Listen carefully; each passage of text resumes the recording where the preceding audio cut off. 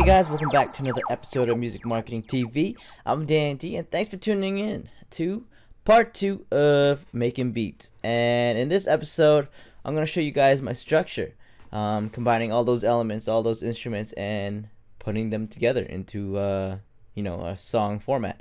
So we're going to look here at the intro first, and pretty much everything that goes on here before the beat drops and start singing and everything. Alright, so here we go. Starting off slowly, we got some slow kicks, right? Slow snares. We got this in there, right? Slow snares. Right, add some slow percussion. Then I also got some what I call slow boings.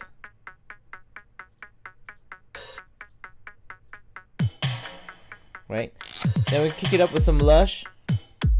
Now I can't really have just this open. I actually have to have my automation on so you can hear lush. Got a filter going at it. That's why you can't really hear it too well. There you go. See, it's gradually going up. Little breakdown, a little drop.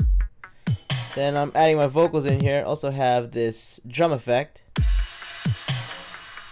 some more stuff here. Let's open up. Might as well open up right away. I got a vocal here that I chop up. Shake off my love. Shaking it up with artillery. Automation's pretty much on high now. And this is where we bring it back down. Just have lush and my vocal in here. Add my bass line.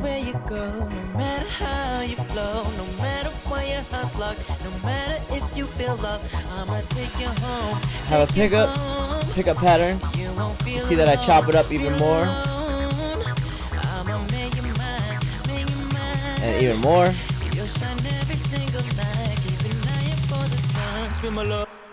Cool, yeah, so within that, I'm gonna call that a breakdown chorus.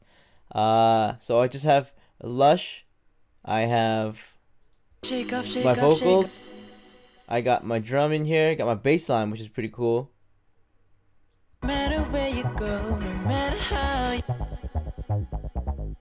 And that's actually gonna change as it gets closer to the dancey part. You hear it? Also, the step length gets longer. Also have a tornado transition in here. Let me show you that. That one's pretty cool. Let me just throw in everything. I'ma take you home, take you home. You won't feel alone, feel alone. I'ma make you mine. Oh, not this tornado. Where is the tornado? I'ma take you home, take you home. You won't feel alone, feel alone. I'ma make Here it is. make you mine. You'll shine every single night. Keep an eye out for the sun. Scream my love. So pretty much have a tonalizer, some freeze reverb, really basic stuff. Let's hear that again. I'ma take you home, take you home. You won't feel alone. You can hear that one going. I'ma make you mine. You can hear everything getting thinner, You'll shine every single night. especially the bass line. Right, it might be hard to hear the vocals. Let's try that again.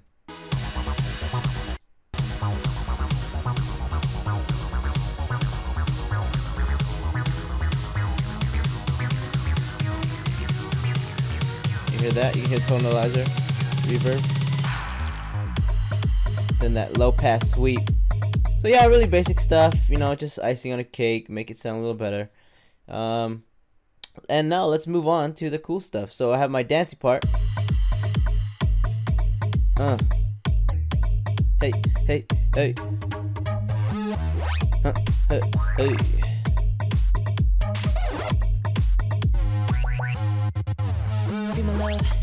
So check it out.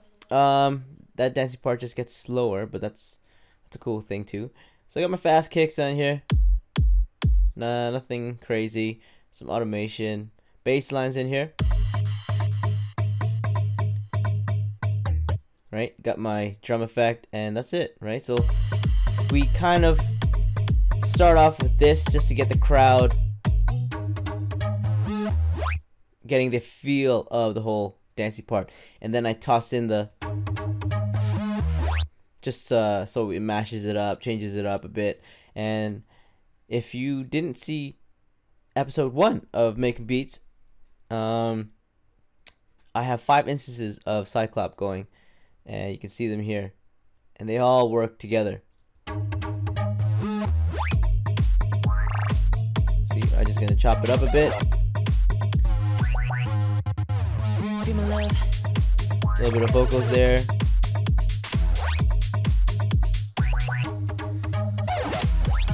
Alright, so that's pretty much the best way to chop things up. I mean, there's also a lot of tools there that can do this intricate bass line kind of thing with different sounds and whatnot. Like Effectrix can do it, Artillery can do it. Those are both by Sugarbytes. But if you don't have those things, I mean, you can just simply create a bass line and then create 5 different, or 6 or 7 or 8 different sounds and mash them up all together, right? So this is my basic bass line, and it's actually easier to show you in the pattern, right? So here's my basic bass line, right? And then if I move over a pattern, you can see 5 different instances of Cyclop, Sugarbyte Cyclop, different bassline sounds. So check this out. I'll just bring it to the pattern real quick.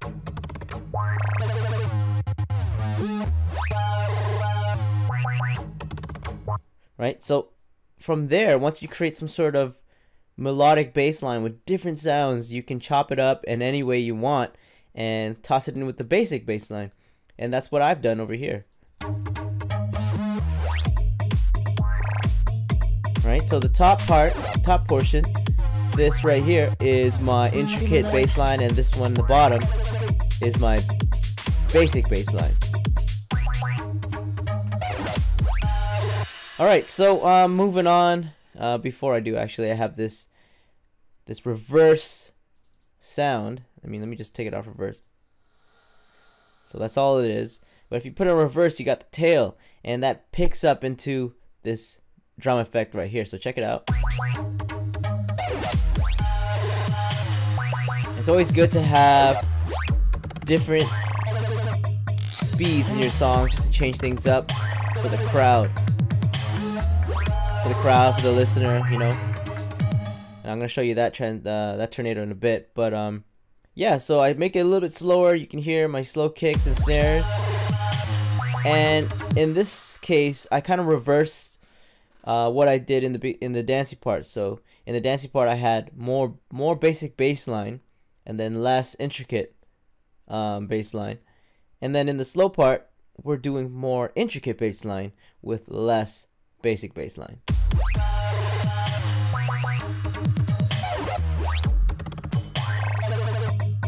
Picking up with more hi-hats and my boings. Feel my love.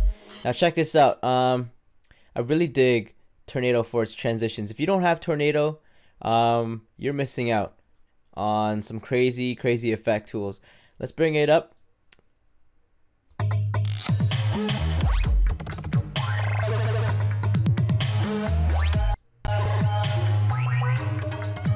Feel my love.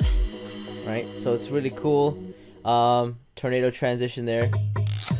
See, I just use automation. I set a whole bunch of effects. I use the dictator to bring it up. Feel my love. And bam.